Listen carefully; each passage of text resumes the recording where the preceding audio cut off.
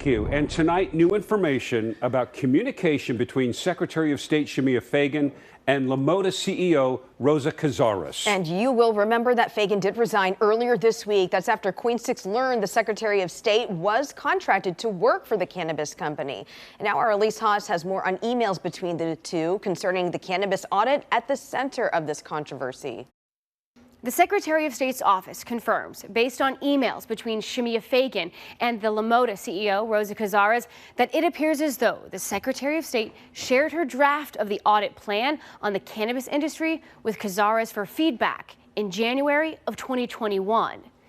Emails COIN requested between Cazares and Fagan's government email account show several recommended changes Cazares made about the audit plan.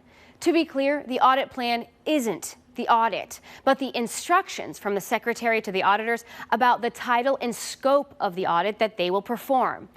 After the Secretary approves her audit plan, the Oregon Audits Division independently conducts the actual audit. The audit documents show the Secretary included an updated summary and title of the OLCC audit on her audit plan, which included Cazares' recommended language. The Secretary's office tells us no agency staff or officials were aware that Secretary of State Fagan had reached out for input from Cazares.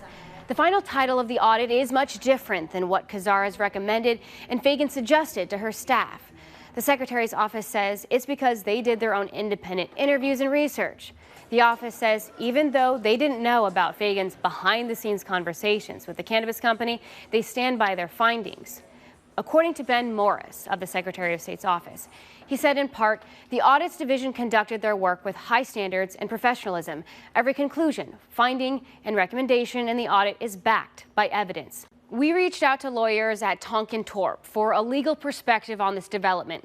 They tell us that in their opinion, it appears to be a public records violation by supplying a draft of the audit plan outside of official state communication channels.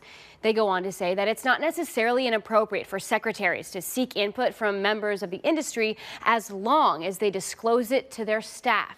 But again, according to the Secretary of State's office, Fagan failed to do that. Therefore, the lawyers we talked to believe there are ethical questions for Fagan. Those questions revolve around her failure to disclose that she was making recommendations for the audit plan after contacting Cazares. We'll continue to follow the ethics investigation into Fagan, and we'll keep you informed with any new developments.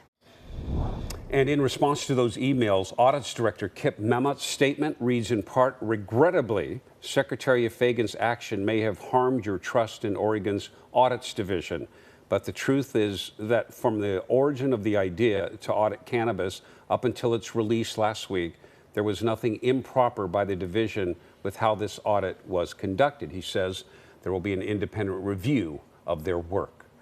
Justice served